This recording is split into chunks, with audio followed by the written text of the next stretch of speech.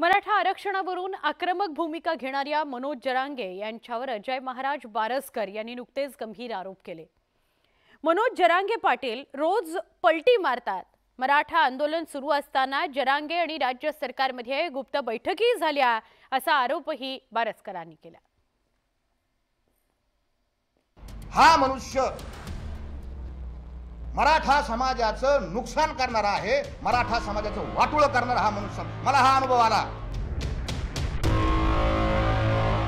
असं काय करतात? ट्रॅप कशाला म्हणतात? मी कसा बदनाम होईल? मी मराठ्यांपासून कसा तुटून? आणि त्यांना त्यांच्या हाताने द्यायचं, त्यांना मराठ्यांचा काय व्हायचं असं। हा एक नंबरचा कलाकार आहे, याला ऑस्कर पुरस्कार द्यायला पाहिजे, इतका कलाकार आहे हा। या जरांगेनी तिथं काय सांगितलं? माझे वकील बोलावणार, वकील आणा। कोणचे वकील आले? जरांगे जाहीर कर, त्या वाशीच्या बंद खोलीमध्ये कोणचे वकील होते? मला ते काढायचं नाहीये, नाहीतर काढणं ना त्यांच्या सुद्धा शूटिंग घेते। नेत्या संग येत होता ना, वही बागला गुतून कुत्र्यासारखा पळत होता ना मागं मागं तू। नेत्याच्या मागं सगळ्या रेकॉर्डिंग आहेत आमच्याजवळ सुद्धा।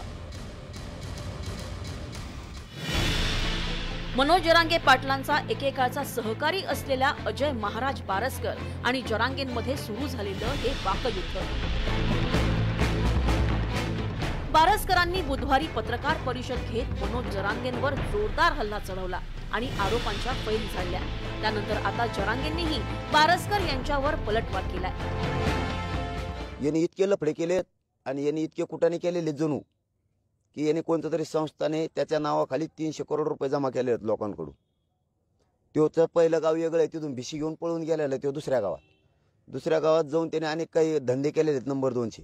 तू बाकीचे तुला काय आरोप करायचे कर, तुकाराम महाराजांबद्दल आणि कुटुंबाबद्दल जर माझ्या कधी बोलला ना इथून पुढे तू, तर तुला सांगतो तुला सोपं जाणार नाही।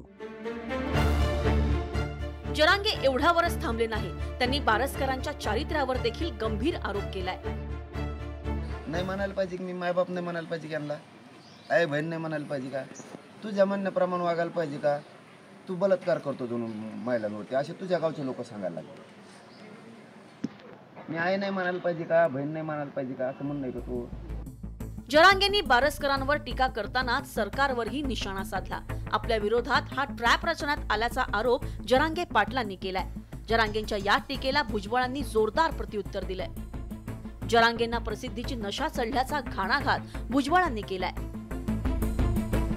या ग्रस्ताकडे लक्ष द्यायचं काही कारण नाही, तो कधी थांबणार नाही। प्रसिद्धीची नशा याला खूप चढलेली आहे, त्यामुळे सारखी त्याला प्रसिद्धी हवी असते। वरती छत्रपती शिवाजी महाराजांचा पुतळा आणि पाठीमागे तो गादीवर तो बसलेलाच आहे।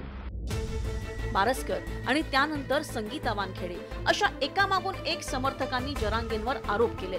त्यामुळे जरांगेंच्या आंदोलनात फूट पडल्याचं उघड झालंय। आता या आपल्याच सहकाऱ्यांच्या आरोपांनी जरांगे अडचणीत सापडल्याचं चित्र आहे।